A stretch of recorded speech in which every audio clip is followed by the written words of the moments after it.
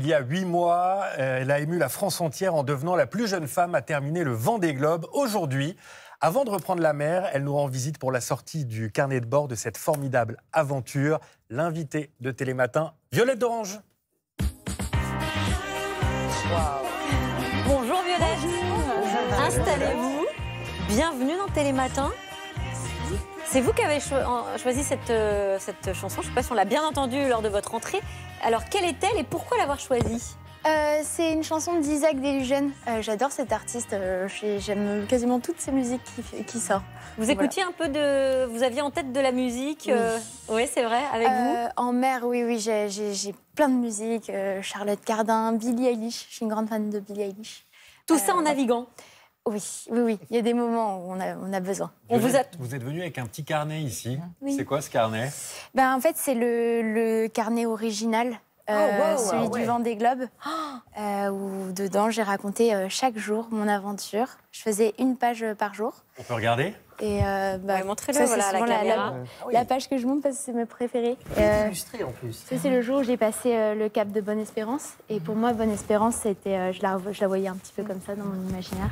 C'est absolument magnifique. C'est très émouvant de voir ça. On vous attrape au bon moment parce que vous repartez en mer, je crois, la semaine prochaine. Oui, c'est ça. Je pars pour une traversée de l'Atlantique. Bon, merci d'être venu nous voir du coup ce matin. Et on va parler de mon premier Vendée Globe, donc en version officielle aussi, mais disons un peu plus travaillée. C'est aux éditions Gallimard dans la collection Voile. Mais d'abord, comme le veut la tradition, interview encore un matin. Ah oui.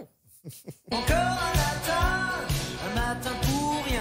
Question courte, réponse courte, Violette d'Orange. L'heure du réveil ce matin. 6 heures. L'heure du coucher ? Minuit.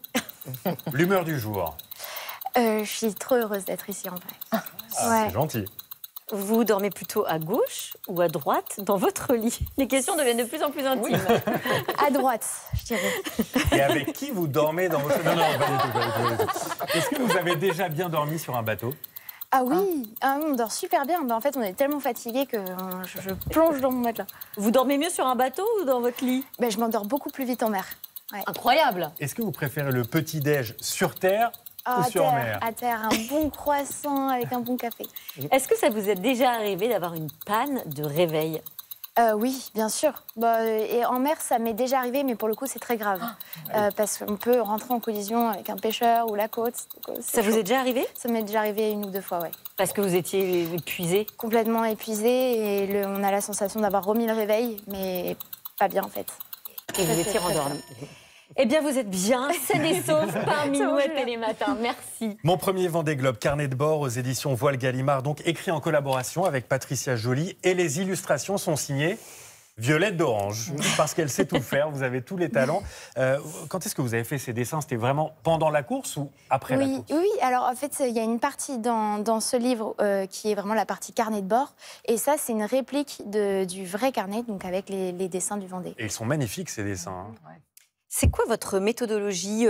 Vous preniez chaque jour un temps pour écrire, pour dessiner, ou alors... C'était ma petite routine et en fait tous les jours j'ai plein de choses à faire, checker que mon bateau aille bien, mais que checker toutes les 20 minutes que le bateau va le plus vite possible aussi, faire ma stratégie, récupérer la météo et écrire dans mon carnet. C'était ma petite routine tous les jours et chaque jour je faisais un petit point sur ma carte au tout début du carnet pour voir mon avancement et ça c'est simplement ça me permettait mentalement de me dire j'avance quoi. Et parce que c'est long quand même 3 mois et tous les jours je faisais un petit point et je me dis là je suis au sud de l'Inde, là je suis là. Ça me permettait d'avancer. Il paraît que dans votre famille, personne n'était au courant de la publication de ce carnet de bord. Votre mère a pleuré même en le lisant, en le découvrant. Alors, ils étaient au courant de la publication, mais par contre, je l'avais tenu un peu secret et ils ne l'ont pas lu. Et donc, ma mère l'a découvert au moment où j'ai reçu mon premier exemplaire. Et forcément, il y a des moments où je parle de ma famille, de mes proches. C'était hyper émouvant. Oui, d'ailleurs, il y a des remerciements à la fin du livre.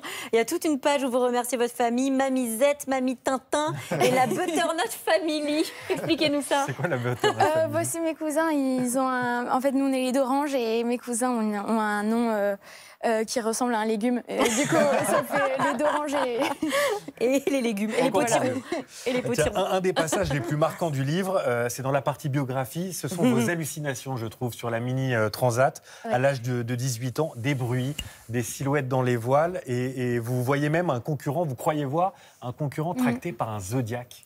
Ça vous arrive souvent, ce genre d'hallucination? Non, là, c'était un cas extrême. En fait, j'avais perdu mon électricité à bord pendant 2-3 jours. J'étais blackout, donc l'électricité à bord, elle nous permet de lâcher la barre et d'aller dormir. Et donc là, j'étais scotchée dehors à la barre pendant 3 jours. Et au bout de 3 jours, le corps, il fait n'importe quoi. Et c'est comme si on vivait un rêve éveillé. Donc on se fait des histoires dans sa tête. Sauf que j'avais les yeux ouverts et j'ai continué de tenir la barre. Et donc j'ai imaginé tout un scénario où j'ai cru voir un bateau partir. Donc je me suis dit qu'il y avait une île de vent, qu'il y avait un ouragan, qu'on s'arrêtait. Enfin, je me suis imaginé tout un truc. Et à la fin de la journée, j'essayais de temps en temps de rallumer l'électricité, d'appeler rapidement des gens autour de moi. Et à la fin de la journée, j'ai réussi à contacter quelqu'un, un concurrent autour. Je dis, mais qu'est-ce qui se passe? Pourquoi on s'arrête à Madère? Ils sont où les autres? Il m'a dit, quoi? Mais pas du tout. On n'est pas du tout à Madère. On continue jusqu'aux Canaries. Qu'est-ce que tu racontes? Et vous avez finalement retrouvé quand même la... je me suis dit, ah mais oui, mais en fait, c'est moi qui m'invente tout ça. Et vous avez réussi à dormir Et après, j'ai réussi à redormir petit à petit jusqu'au bout parce que le soleil est revenu, donc j'ai pu recharger mes batteries avec les panneaux solaires. C'est dangereux de naviguer. Il faut mieux qu'on reste ici derrière notre table à Télématin. Alors justement, en parlant de Télématin, vous citez Télématin, jour 9. Apparemment, à terre, ça s'agite. Je gagne en notoriété, dites-vous. Je suis passée sur Télématin au JT de 20h également. J'atteins plus de 300 000 abonnés sur Insta. Léon Marchand, Denis Brognard me suivent. La ministre de l'écologie m'a envoyé un message. Votre vie a basculé si vite que ça? Ce qui était drôle, c'est que c'était pendant que j'étais en mer, quoi. Et c'est ce que je raconte un petit peu dans le carnet, c'est qu'il y a plein de moments où il y a des moments très très durs, où moi je me sens un peu seule. Enfin, j'ai un passage dans le carnet où vraiment c'est la pire journée du Vendée Globe. Et le soir même, en même temps, je fais une grande émission et le décalage, il était vraiment bizarre. D'ailleurs, on vous a proposé beaucoup de choses après ce Vendée Globe, y compris des propositions un peu particulières. Koh-Lanta, par exemple, je crois. Ah oui, c'est chouette hein, en vrai, mais je peux pas tout faire forcément. J'ai tout la côté sportif à côté que je dois maintenir, mais c'est vrai que j'ai eu plein de propositions assez rigolotes. Vous pouvez faire quand même vos courses tranquillement, rassurez-nous. Oui, oui, ça va, je suis tranquille. Ça va. Oui. Alors, Violette d'Orange, j'imagine que vous avez été marquée dans votre carrière par certains skippers ou des aventuriers. Et justement, notre expert télé, Benoît Laganne, s'est penché et sur votre cas et sur ceux qui ont marqué avant vous l'histoire. Oui, l'occasion de me plonger dans ma télé, de retrouver ces figures qui vous ont marqué, Violette. On va commencer par ces images. Regardez, vous allez forcément le reconnaître. Il a été plusieurs fois vainqueur de la Transat Jacques Vabre. D'ailleurs, vous préparez à la Transat Café l'Or. C'est ça qui est l'équivalent de la Transat Jacques Vabre. Il s'appelle comment, ce monsieur? Jean-Pierre Dick. Jean-Pierre Dick. En fait, c'est un ami d'école de mes parents, donc d'école Veto. Et donc, j'ai suivi un peu toutes ces aventures depuis toute petite. Et donc, vous étiez, à chaque départ de Jean-Pierre Dick, vous étiez là? Quasiment, ouais, c'est ça. Si je vous dis émission télé, mer, voile, vous pensez forcément... Ah bah oui, l'émission de Thalassa. Vous regardiez Thalassa? Ouais, ça m'est arrivé quand j'étais petite. Eh bien, j'ai retrouvé l'année de votre naissance, un reportage tourné pour Thalassa avec une de vos figures, un portrait de Hélène MacArthur. Ouais. Regardez. Hélène MacArthur. Ce soir-là, sur le ponton des Sables d'Olonne, la navigatrice paraît indifférente à la foule et au bruit. Elle n'en finit pas de remercier son bateau de l'avoir menée autour du monde. À 24 ans, Hélène MacArthur vient de réaliser l'un de ses rêves les plus chers. Au passage, la Miss a trouvé sa devise. À Donf. Parce que c'est parfait d'expliquer la situation. Tu dis c'est à Donf, voilà. Son expression, Adolphe, ça vous irait? Ouais, je le dis souvent. Le même âge, 24 ans, qu'est-ce que vous avez vu en Hélène MacArthur Je me souviens que j'ai été très touchée par un de ses TEDx qu'elle a fait un peu plus tard, où elle raconte un peu ses aventures. Et je me dis, mais cette femme, elle est toute petite. Elle est même plus petite que moi. Et ça, pour moi, c'est un modèle, parce que je me dis, mais elle a été capable d'être sur des bateaux immenses et de faire partie des premières femmes à partir au large. C'est incroyable. Après une grande femme, un grand homme, l'aventurier Mike Horn. Vous avez des archives aussi. Oui, une équipe du JT l'avait filmé lors d'une première au pôle Nord en 2004. Premier homme à faire le tour du cercle polaire en solitaire. Regardez. Il ne s'était pas revu depuis 2 ans. Hier, Mike Horn a enfin pu serrer dans ses bras sa femme et ses 2 filles. Au Cap Nord, en Norvège, l'aventurier est devenu le premier homme à réaliser le tour de l'Arctique en solitaire, un exploit qu'il justifie. Pourquoi un poisson nage? Parce qu'il peut. Pourquoi un oiseau vole? Parce qu'il peut. Pourquoi Mike Horn fait des aventures? Parce qu'il peut. C'est quasi Jean-Claude Van Damme. Hein. En quoi les exploits de Mike Horn, justement, ça vous a nourri, Violette? Pour moi, c'est le grand aventurier de mon enfance. J'ai regardé un peu toutes ses aventures et il a cassé les codes. Il est parti dans des endroits où aucun humain était allé. Il n'a pas peur et puis il a une philosophie de vie qui est très simple. Dans tous ses mots, il est on avance pas après pas, on réfléchit pas. Il a vraiment je trouve un caractère incroyable. Et alors l'an dernier, vous participiez à votre premier Vendée Globe, 35 ans après la première édition. Oui, et en 1989, comment on en parlait à la télévision? Regardez cet extrait d'une émission culte, Stade 2, avec Gérard Rolls et Jean Mamère. Voilà ce qu'ils disent du Vendée Globe, regardez. Une course complètement folle. On dit que c'est la course du siècle. Alors moi, je résumerais ça en un seul mot. Je dirais que c'est l'aventure avec un grand A. Alors, ils vont partir pendant 4 mois, vraiment tout seuls, sans croisème qui vivent. Alors, vous me direz, c'est l'histoire de Moitessier, c'est l'histoire de Slocum à la fin du 19e siècle. C'est l'histoire des grands qui nous ont fait rêver de la mer. C'est un peu de la folie aussi pour certains, mais je vous propose de les voir. Ce sont 13 hommes hors du commun qui ont quitté aux alentours de 15 heures les Sables d'Olonne pour le plus grand périple, le Tour de la Terre.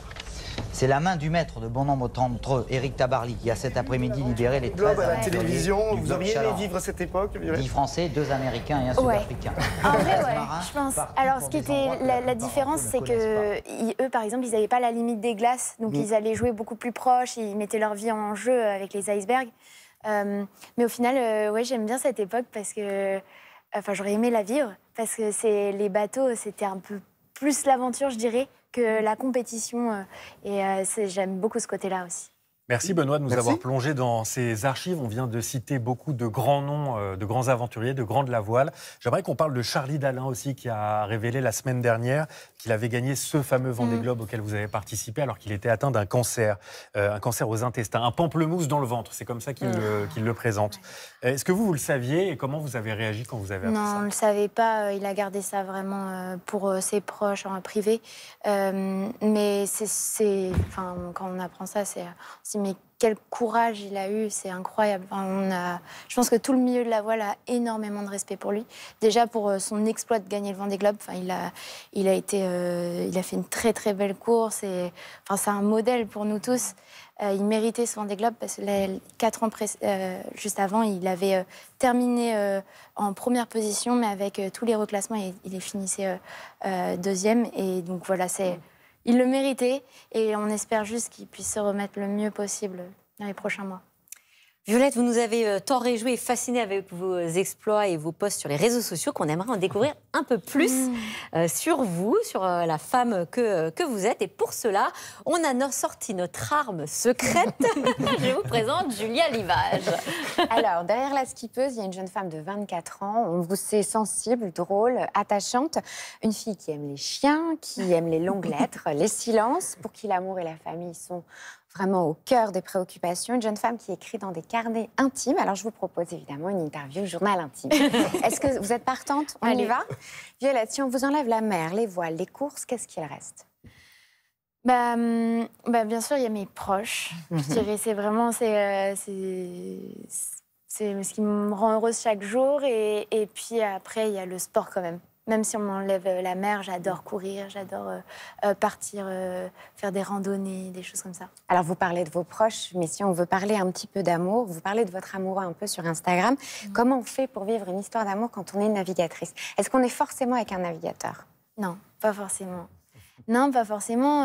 Ce qui est bien, c'est que c'est une personne qui est en dehors du milieu de la voile. Et ça m'apporte beaucoup d'équilibre aussi dans mon quotidien.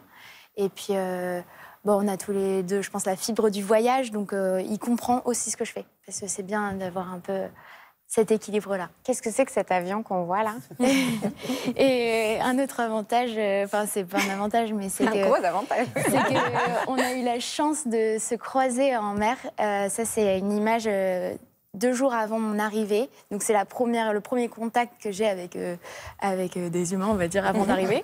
En fait, il était dans cet avion militaire et cet avion est venu voir les concurrents. Il y avait Charlie Dalinde qui était dans l'avion, il y avait des journalistes et puis il venait voir DMG Maury, un autre concurrent, Luc Duc, et moi. Et j'avais la chance d'avoir mon compagnon dedans. Il ne pouvait pas vous tirer un peu pour aller plus vite là sur la fin? Non, mais c'était émouvant. Enfin, je le raconte dans le carnet, mais c'était vraiment incroyable. Vous parlez de vos proches, votre famille, votre frère, votre sœur. Comment on gère la solitude quand on est en mer?